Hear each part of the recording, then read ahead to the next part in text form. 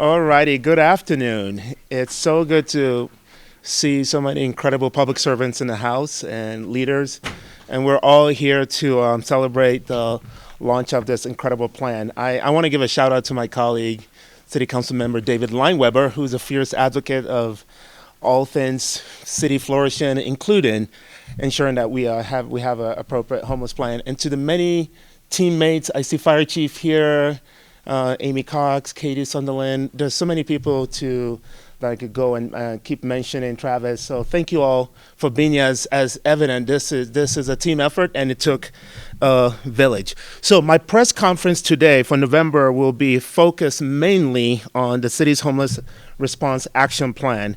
But first, I want to provide two updates: an update on our election results and the progress also that we are making with our various public safety initiatives.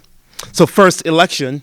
While the results won't be certified until November 27, current election results indicate that our community voted to reinvest itself through several initiatives. 2C passed at an outstanding 73%. This is big. It's big for all of us. This means that our proven road improvement program will continue for the next 10 years. And by then, I don't think I'll be in office. So another mayor would have to deal with the renewal of 2C. And by the way, this was the third time the election voters have said yes to 2C. And this time around was the largest margin ever. Thank you to the voters for believing in this great work that will allow us to continue the critical work of making our roads smooth and safe. I also want to mention 4A and 4B, two local school district initiative, Harrison School District 2, Academy and Academy School District 20. Their initiatives also passed. This is great news, and I thank the voters also for their investment. And for me, I see it as our city's future workforce. The other local initiative that residents are inquiring about is 4D and 300, both related to recreational marijuana or retail marijuana. And while I still believe that recreational marijuana will have negative impact on our city's youth and our relationships with military, especially around Space Command as we work to retain Space Command, our economic vitality and quality of life, at the same time, I respect that the people have spoken in this election. Although the results have not yet been certified, the city charter amendment banning retail marijuana is failing. Question 300, the citizen initiated ordinance authorizing the sale of retail marijuana to the 86 currently licensed medical facilities is passing. Now here's the thing, we are walking into uncharted territory. And because this is new for us, we are actively conducting our research to flesh out what this means for us here in our community. Our city attorney, our city clerk, and planning director are all currently reviewing our zoning to ensure that the existing marijuana dispensaries and retail marijuana distance requirement actually meet our zoning code. And so we aim to share this analysis hopefully by the first of the year. Second item, public safety. There's a lot of great things happening over the last month as we move towards our city becoming one of the safest cities in America. I want to quickly comment on a few of the initiatives that we're working on, including the police and fire graduation, changes to service in the downtown area, and also addressing juvenile crime. So first, public safety graduations. Last week, I had the honor of administering the oath of office to 27 new firefighters and 27 new police officers. Christmas came early for me, and I am proud of the work. Yes. Every time we graduate new public servant, we're moving one step closer to keeping our community safer. And so when that you call, we are there in your time of need. And really, I'm proud of these, and this makes me emotional, the work of these public servants, these recruits who raise a hand and say, yes, I'm going to serve you, and I'm going to put my life in harm's way for my fellow resident. And I'm so looking forward to working with my new colleagues. I'm equally grateful for the support of the family members and friends because it takes a village. And they too are making the sacrifices as well. So this year, it's important to know that we've added more new recruits to our police force more than any other year, 120. That's a big number. We are inching closer every day to our full authorized strength of 819 officers that we need to improve our response times. Next, Public Safety Summit. Yesterday in this room, it was a packed room of state lawmakers, community partners, community leaders. Councilmember Line Weber was here as well. As you know, our community is experiencing an uptick in juvenile crime. As much as yesterday at 4:15 a.m., there was another incident where a juvenile took a car to a local business. So this is becoming an ongoing issue, and the intent of this Public Safety Summit was to bring our community providers, our state lawmakers together and ensure that we are having the right conversations to address this challenge. As you can imagine, it was a lively conversation and also very solution-oriented. And I'd like to thank everyone that participated. And as your mayor, it is important for me to continue to serve as a bridge for important conversations like this. And finally, to conclude our public safety section is the downtown safety and experience. I see our downtown partners. Thank you for being here just in time for the holidays. The city launched a coordinated effort with downtown partnership to improve the safety and provide an enhanced experience in the heart of our city. This measures include homeless outreach from the fire department's homeless outreach program. I see Steve and some of our public servants here. This measure also means increased security coverage from our downtown area response team of police officers. It also means an additional cleanup from our city's neighborhood services team, business walks from our economic development team to hear directly from business owners and to connect with them directly and provide them the resources that they need. And also, we are shortening our metered hours in free parking in garages on Sunday and on the city's parking lot. So a lot of good changes happening to the beating heart area of our city, which we're so proud of. If you were part of this initiative and all the feedback we received from the business community, I thank you for your engagement and for being a part of your own local democracy. The third update, and the real reason why we're here, is this homeless response action plan. And I hope that you are all able to get a copy. This initiative has been long coming, and as the reason why so many of our partners are here today. And I thank you for being here today. So please know that it is with deep sense of commitments and purpose that I present to you the city's 2025 to 2030 Homeless Action Response Plan. This document is a shared vision of actionable and our comprehensive approach to one of our community's most pressing issues. I don't have to convince the people in this room that homelessness is a complex issue that impacts all of us. Whether I'm speaking to residents, hearing from business owners, or speaking to service providers, many of them are in the room today, the concern is clear. Homelessness weighs heavily in our community and on our community. As mayor here, you need to know here's the way I approach it, and here's the way I think about how we address it. It is important that we strike the balance between compassion and public safety, and that's what this document reflects. It is imperative that we care for our residents who are experiencing homelessness while we continue to meet the public safety needs of our community. Colorado Springs is quickly becoming an example across the state and country for our approach to homelessness, and it's in large part because of our ability to collaborate. I hear from outsiders who would say, many cities talk about collaboration. In Colorado Springs, you guys actually do collaboration. And so you're seeing that while other cities are seeing a rise in homelessness, thanks to our coordinated strategies over the last several years, we have made strides to reduce the number of people experiencing homelessness. But guys, there's still a lot of work to be done. So this action plan expands on our current successes and allows us to explore new and innovative solutions. Furthermore, this action plan reflects a shared vision for things that we can put into action, wins that we can have as a community to address this pressing issue. To build this plan, we intentionally use a human-centered design process that genuinely reflects the voices and the insights and the expertise of our community members, local providers, our local businesses, and those as well with lived experience. To all who participated in this months-long process, thank you. All right, so what does this action plan provide? 60 actions tied to 14 objectives across 6 focus areas. 60 action across tied to 14 objective across 6 focus areas. And I'm going to briefly touch on all 6 areas. The first one is enforcement and cleanup.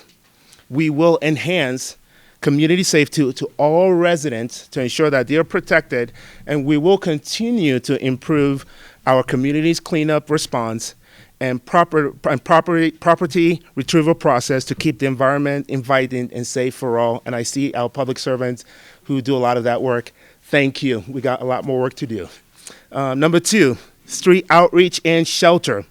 We will expand our street outreach services to provide consistent and compassionate engagement with the people experiencing homelessness, explore partnerships to provide safe shelter for populations with special needs, and this includes seniors, adults with chronic medical conditions, and families with children.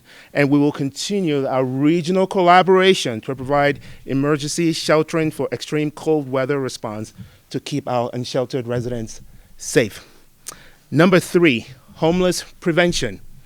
We will enhance the collaboration between behavioral health programs and housing providers to ensure that individuals can have access to mental health services or substance use treatment, supporting their ability to maintain stable housing or quickly secure new housing, and support access to basic needs and services to help bridge the gaps during a financial crisis. Number 4, employment. We will continue to explore opportunities to expand the city's Work COS program to increase employment opportunities within the city and with other industries in the wider city. Number 5, housing and supportive services. We will support permanent and supportive housing and very low income affordable housing development to increase options, especially for our most vulnerable residents. We will expand capacity and leverage resources to help low and extreme low income households remain housed, especially seniors, and increase landlord participation in rental assistance programs to help housing vouchers holders find housing. And last but not the least is collaboration and public communication. We will establish a regional homeless response team to implement a comprehensive aligned response to homelessness.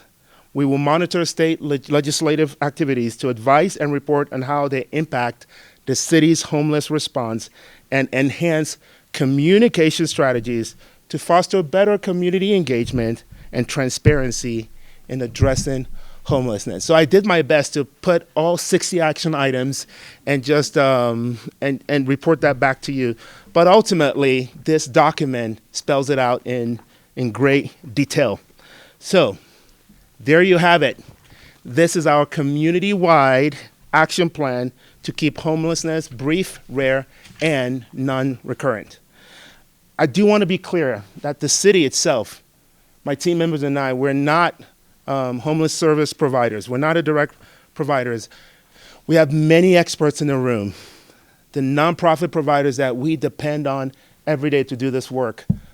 Frankly, even as I do this, I realize we're getting way too much credit. It is our nonprofit providers that are doing the work. They get a lot of credit, and please support their work. Please support them. They need your support. And we wouldn't even have this plan today without their help and without their support.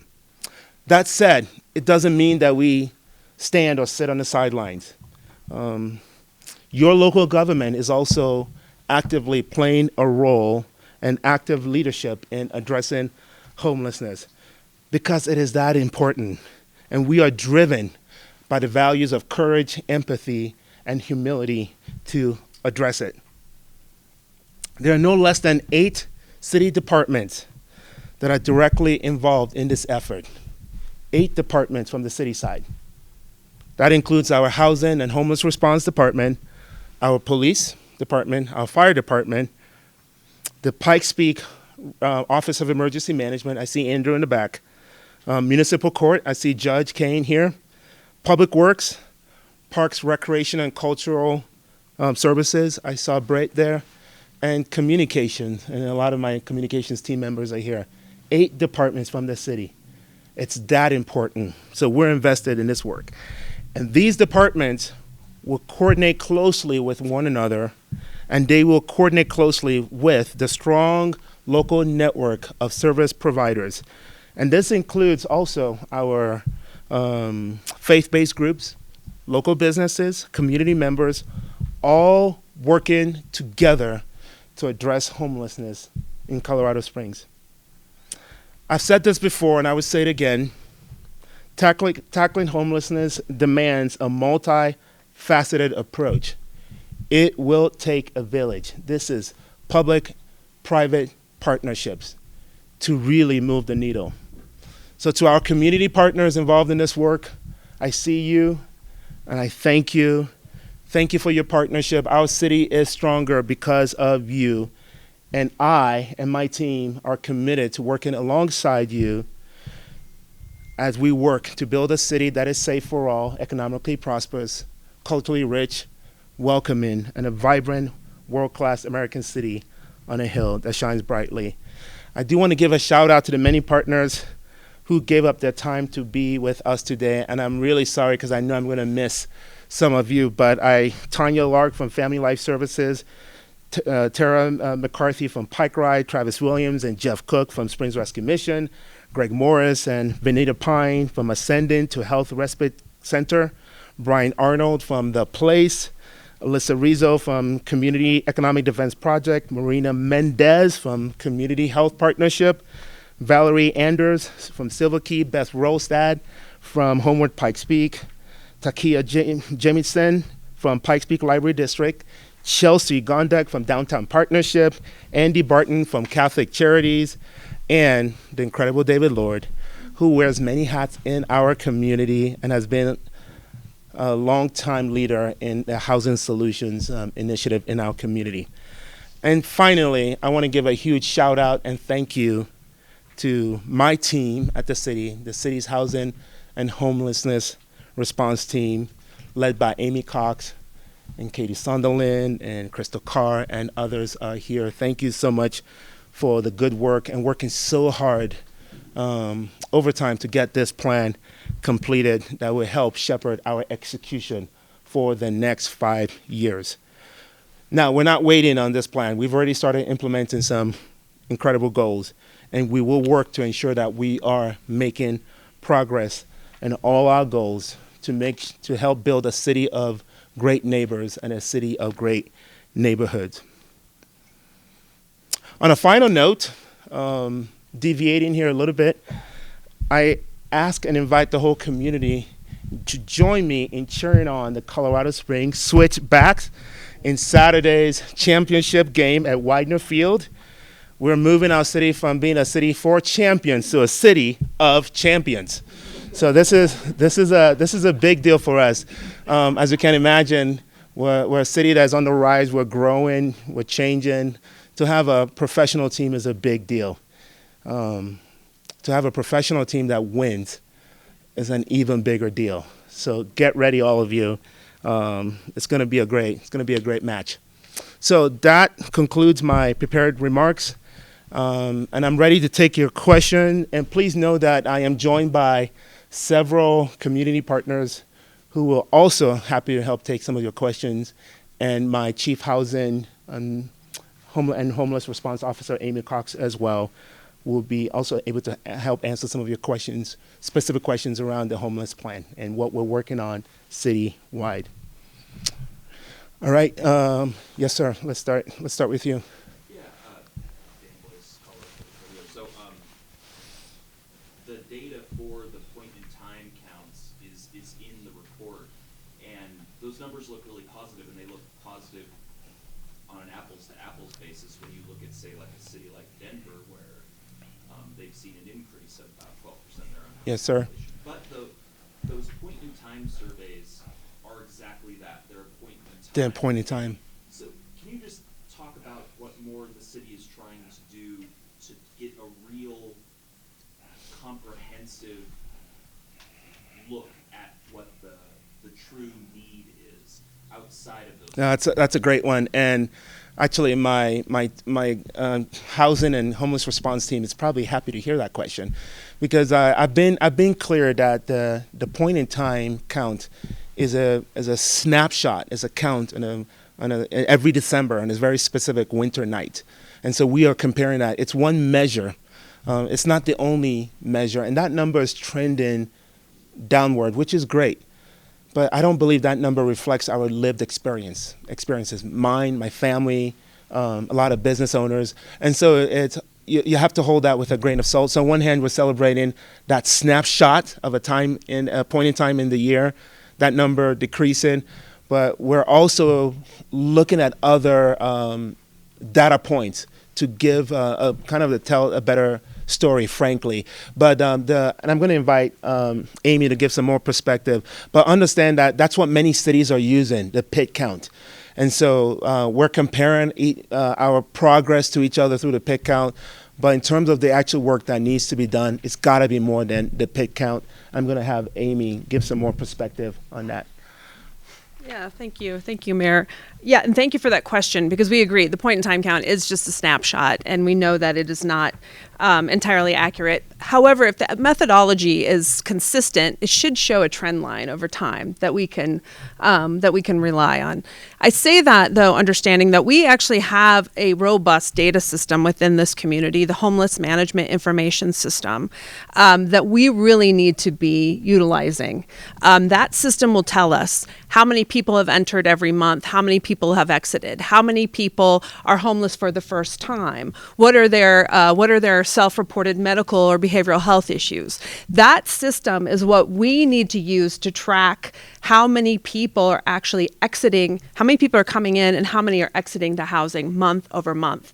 And so one of the key pieces in this plan is really about that data-driven approach, working with our continuum of care, the Pikes Peak Continuum of Care, who manages that, and Community Health Partnership, who manages that data system, and really beginning to utilize it, getting maximizing participation in that system across all of our service providers, so that we have better data. You cannot solve a problem if you cannot properly define it. And so quantifying this problem is going to help us get to solutions. Is it a follow-up, new question? Sorry, yes, one quick follow-up. We'll do a follow-up. Circumstantially, when we're looking at the most recent point-in-time survey, it's around the same time as that big Commons project opened.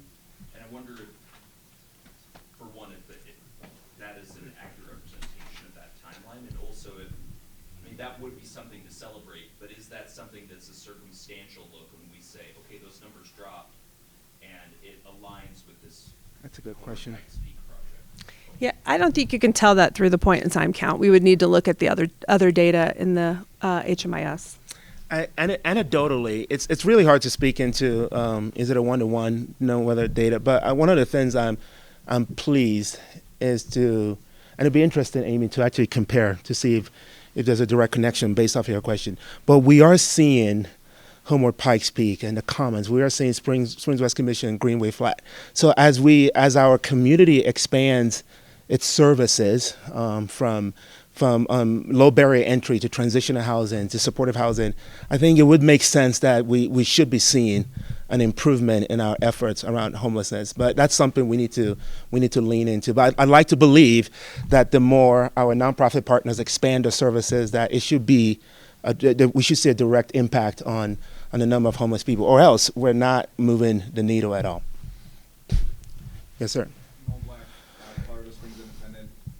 My question, as it was various meetings that I attended before, is do we have a number for what the cost is to the city and to nonprofit providers per person it's a number that a lot of people have been asking for so that we can truly understand and define what the actual problem is and the cost that it's coming with, because as we know from lots of studies, the cost of housing people Right. is actually often much less than it is to continue having them homeless and having. I so love where you're going with this, and please keep asking that question. So the short of it is that we're still working on it. It's something I've asked, and we are actively crunching that data point. I believe it was in 2019. I keep using the 2019 number. The cost to the city, it was 55,000, and I don't know what that number is today. Now, when you Include the agencies, the nonprofits, private. it's a comprehensive computation, and so we're looking at what the cost it is to the city government proper, and then what it is to the entire city of Colorado Springs. So we should be able to get you that number in the next few months. Is there a way in which, at some point, those numbers are actually going to have to be sort of moved over into the general operating budget to reflect the fact that money's already being allocated and spent on those things? I mean, it's a Right. paradox, right? Because Right. we have only so much money we can spend on this, but we're actually spending this amount of money, right?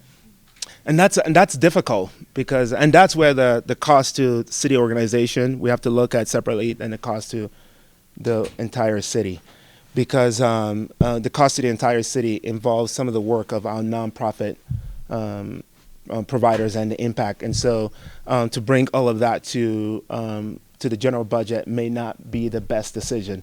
But though I do appreciate the way you're approaching it to see if this is a cost. But a better way that I'd like to think of it is if we, let's say for instance, and this is, I'm really pushing for evidence-based decision making and a data-driven government. It's going to be a big push of mine in 2025.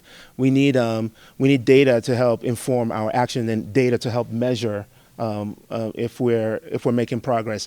So one of the way that data really helps me is if I think of the cost to the city is 55,000, and we were thinking about the cost to keep a family housed in their apartment, let's just say 1,200. You can already see the math makes sense for us to invest in ensuring that we prevent people from being homelessness, or the cost is greater to the city. So it equips us with the tools to be able to make smart decisions on how to make homelessness rare, brief, and non-recurring.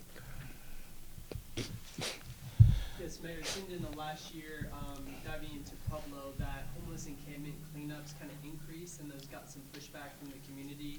Would you say under this plan that the city might be moving more away from homeless camp cleanups and more just providing services? Is that a stance that you've taken to move away from those harsh cleanups per se? Or? Yeah, that's a great question. I know you mentioned Pueblo, I can't really speak to what they're doing. I can speak to our success. It's a comprehensive approach. It's a non-political comprehensive approach. So it is increasing services, and I'll have Amy shed more light on this. But at the same time, we will be increasing our efforts for homeless cleanup with the camp. In fact, the goal is to move from one cleanup crew to two cleanup crews so that we can increase our efforts. And as we clean up, it's cleaning up, but also navigation. And many of our nonprofit partners, when I went out there to witness it firsthand, it was so incredible to watch. In addition to my team members, many of our nonprofit partners have their own street outreach team, and they help with navigation to ensure that as we do cleanups, we are providing the next steps and opportunities and resources to help our unhoused community. I don't know if you want to. I think I'll say it just. I believe that internally we have a homeless solutions team that is really working to better align all of our services, right? We can't have one branch, one department working against another department. So we can't have enforcement here and then somebody chasing somebody around here to connect them to services. So as our homeless solutions team continues to meet, really identifying ways to better coordinate our response to encampments is a priority. How do we identify what the needs are of people in those encampments, right? We identify where we're headed. What are the needs of the people in those encampments? How do we connect those folks to services? And then how do we clean it up so that it doesn't become a camp again? And I think that is something that this city is committed to doing, is to having that comprehensive approach that balances, again, public safety and enforcement with that compassionate care and effective services. We don't want to navigate somebody to something that's not helpful. It just wastes everyone's time and it's expensive. So that alignment and that coordination is a priority. Amy, would you say that when you speak with the people in these encampments, are they more inclined to seek the services, or have you gotten pushback of that some people don't want help? You know, it's a question probably better for the outreach workers, but I would say this, that there are times where people don't want help. They don't trust who's coming in front of them. I did this the other day. I was trying to reach out to some woman who was sitting in the park in a bright pink parka, like, "Hey, how are you?" And she was not very responsive, and she wasn't gonna tell me her life story and let me help her navigate to something. And so what we do is we have consistent response, right? We talk about services being voluntary for people, right? To accept them, they can say yes or no, but it's mandatory for us to offer them. It's mandatory for us to connect. It's mandatory for us to know who's on our streets and what their needs are. And so that's the approach. But I think Steve Johnson's here to talk about it. Steve Johnson, Colorado Springs Fire Department, Community and Public Health. Some of my team is here with me today who do direct outreach on the trails and in the camps here with the homeless population. So you see a variety of different things. You have folks who are actively looking for some help. You have some that maybe have been burned and they're kind of reticent to really come forward.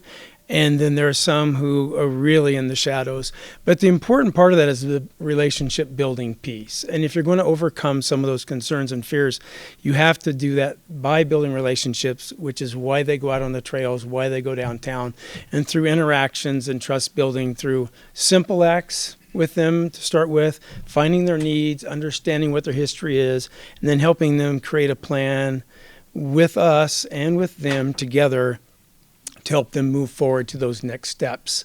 And our team goes out and helps them with every bit of that, whether it is getting their ID to start with because they've lost it, getting them connected to mental health services, substance use services, any of those things we will help them do in order to help them stair-step their way up and out to the best of our ability and in a way that works for them because they have to want to build on that as well. Looking at the data, there's more younger folks experiencing homelessness. Do you have any specific plan for them? Is it hard to do the outreach? Yeah, I'm trying to see if any of our partners from the place. Oh, okay. They do incredible work, and I've witnessed firsthand their efforts with street outreach. Launchpad in April, okay. The strategy is similar, but you're working with a different demographic population. And so and I see Shauna here, who's been at the helm of that work for many years. I think they're uniquely skilled and qualified to address youth homelessness. And that's an example of city government cannot do it all. Those phone calls come our way and my team's way. And it's so nice to be able to have the ability to call on our partners and do a handoff to partners like the place to help us address youth homelessness. I cannot speak to the reasons why the numbers are going up with our youth, but that's an interesting data point that we should pay more attention to. Thank you for pointing that out. Can I ask the same question to Steve? Yeah. Do you see more Steve, do you want to address the street outreach or one of your team members, maybe with younger folks? When you take that on the younger people's side? I'm not the one out on the trail.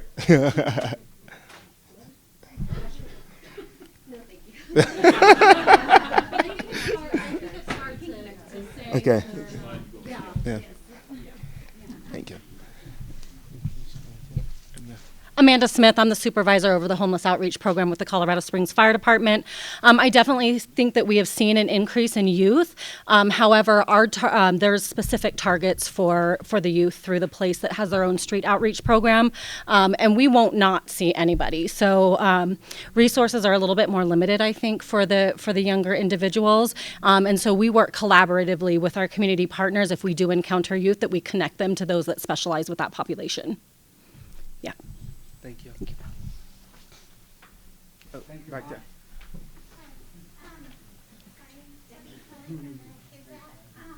How does this plan differ from the one you released in August, the preliminary plan? So thank you. The question is, how is this plan different than the plan we released in August? The August plan is the city's comprehensive strategic plan for the next 4 years. So that is on all the issues that we want to address on your behalf, and that plan was shaped in large part to your feedback in terms of what's important to our residents. Now, the plan does mention homelessness as an action item, but the plan does not unpack entirely what that means. And that's what makes this plan unique and different. This entire plan is a homeless response action plan. And so, and expect to see that too with, so the plans do connect. So this one connects to the city's overall strategic plan. And so expect to see more of those kind of deliverables where we're saying, here's the entire plan for the city, but let's flesh out one of those items a little bit more. Housing would probably most likely be another one where you see us fleshing out exactly what that means. So that's a connection between the two plans. So in August, though, you gave a preliminary look at the homelessness response action plan, and then Amy was hired, and then did you change it since then? Gotcha. So August, I've been teasing pretty much since August. Thank you to Katie and the team. Since August, one of the things I asked is, while this plan needed another 2 to 3 months to fully complete, I asked for give me some core items, some core action items that we have committed to that I can begin to share with the community. And I've been doing that since August, probably spoken to more than 30 people about that. So what I've been sharing since August is all embedded in this plan. So it doesn't deviate. It's the same plan. This highlights what I've been talking about since August and more. And what this plan also does too is it's comprehensive in a sense of here's where we believe the city needs to be executing with regards to addressing homelessness in our community. But we're also clear in this plan in terms of the city's role, in terms of our own specific role in addressing homelessness. And that's something too I've been talking about since August. Thank you. Oh, yes, sir. My name is Kevin Cole. I'm with Work COS and Keep It Clean with King and Abeta. There was something I wanted to answer about. They were talking about the youth out there working. Well, part of our program, what we do is put them back to work on the streets and get their lives back on the streets and back on their feet. We had a young guy that came to me at 18 years old, just turned 18, out of the rescue mission, and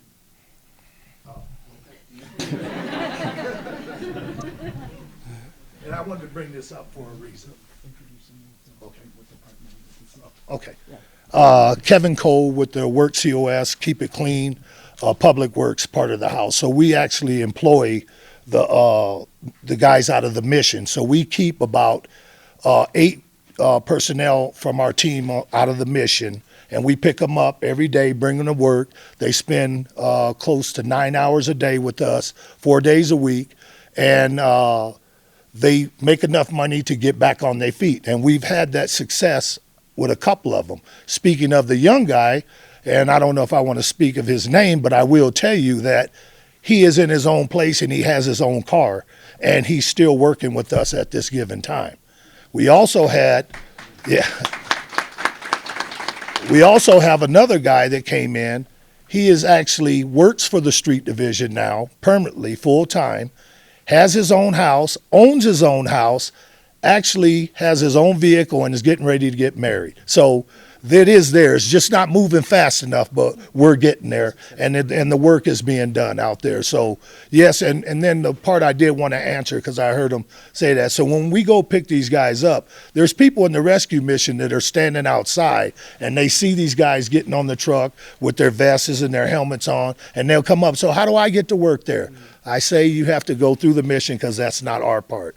We just get them from the mission, and that's what they do. They choose the ones that may work their way out of the system, and they have already. So we have 3 full-time employees that came from the mission and that actually work full-time in the street division now. So it is working, and we'll keep moving and we'll keep pushing. Thank you.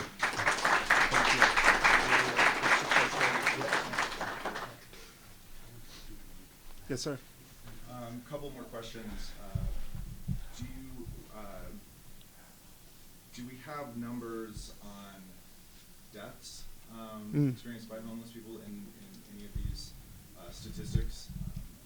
Year over year, and might those be released? And I'll ask that question first. The coroner has a report on the deaths. She said it's in the report. Okay. Yeah, and the coroner also has a report that goes into more detail about the nature of those deaths. If they were, drug-related, homicide, that sort of thing. And my second question is one of the things I don't see in the plan is any sort of ideas for increasing funding, whether that would be towards services or actual housing. And I wonder if the city is thinking about creative ways to increase housing opportunities, including possibly like increasing taxes on undeveloped land, which we all know there's a lot of in the downtown area. I can jump in on that. One of the parts of this plan, one of the next steps is we're launching a comprehensive housing needs assessment that's going to help us identify the number and the type of units that we need in the community. That will help us establish a projected cost and potentially then budget and how we need to leverage that. But this is data that we really need in order to identify those costs. So that should launch by the end of this year. And we're also doing at the same time our 5-year plan to HUD. I won't get into the details of that, but because it's a little bit complex, but that enables us to access $25 million over the next 5 years. And then that plan also includes opportunities for leverage. So there's still some need to put together what the costs of this is going to be, but that will come with some additional data. The data piece, it's identified here. The mayor said it. Our ability to utilize data is going to be very, very important to making meaningful progress. We've done a lot of work. This plan builds on previous successful community initiatives, but really to get to the next level of system transformation, we're going to have a system that's better coordinated, more responsive, and data is going to be a part of that. My question also was, should developers bear any responsibility for the cost of this, particularly those that receive tax incremental financing? I don't know. That's the honest answer. I mean, these are great questions, and the developers of course they're in the business of housing development and commercial development, and that's certainly something we can invite them to the table. But I have no interest or desire to put any kind of extra burden on them to do things. But we're always welcome to the table to join us in Housing Solutions. Or incentives, for that matter. Incentives, yeah, and we're sort of in that business as well, and that's one of the leverages we have, incentives, including to around the permitting process and projects we choose to accelerate and speed to market, and so incentives is always available to us in the government arena to encourage certain developments. But to Amy's point, I just want to bring it back to what she said is the data is going to be really important before we make any promises or make just to act. It's important that we are acting on the right needs. The data has to inform our action. Yeah. We have time for about 2 more questions. Okay. Yes, sir. Can I ask a different question? Yes. Okay. So no more homeless Sounds break good. out one-on-ones with the service providers and Amy after. Okay. Yes. Do we wait? You can ask whatever questions up here that you. Oh, okay. Yeah. Sounds good. So Trump's plan for mass deportation. Right. If Trump asks CSPD to participate in immigration enforcement, what would you like to say? The reality is I don't know the answer to that question. I know federal immigration is kind of in the federal government's jurisdiction, and to my knowledge, that has not happened yet. I know there's a lot of chatter happening What's your stance on. on the mass deportation? Well, we're my stance personally is I really do not have a stance. My story, as many of you know, is that I'm blessed to be a proud citizen of this great country. I immigrated as an immigrant myself 28 years ago, and I know that's very similar to your story. And so we're a nation of immigrants. That's part of our history. And there are a lot of immigrants doing great things in this country, but there's also the whole border conversation, and that touches refugee, illegal immigration, and migrants, and that is not in a mayor's purview.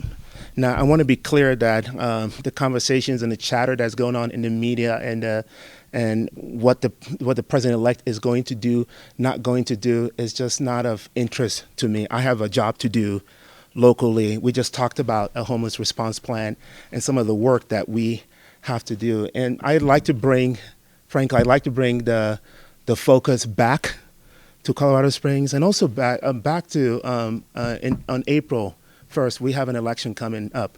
I actually mourn the fact that the number of registered voters that voted in November, I think it was about 65%, and I think we'll be lucky if we have 20% of registered voters vote in our own local election, and we have 6 city council seats all up for grabs. So my encouragement is for us to focus on some of the things that we can control, and I can't speculate the things I can control.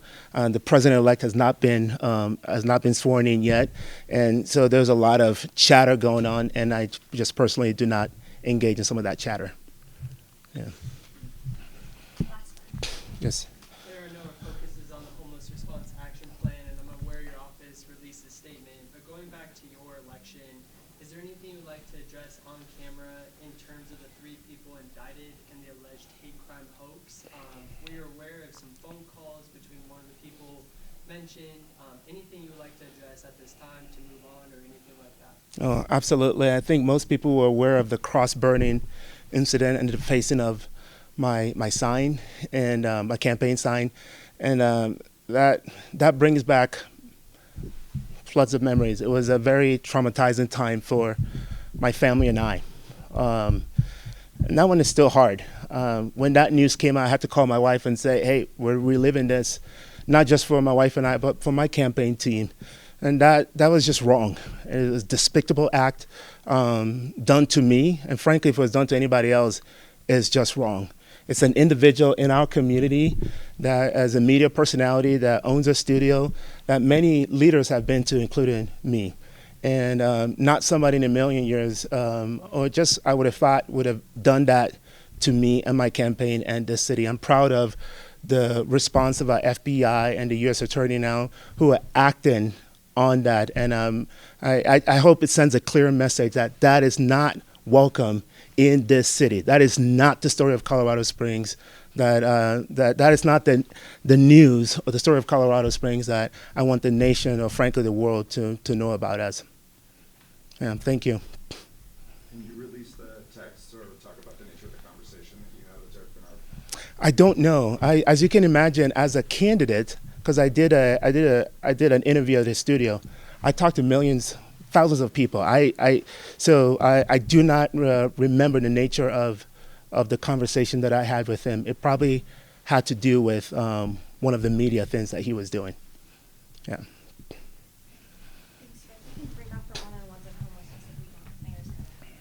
Thank you all for being here, and to our partners, appreciate you guys.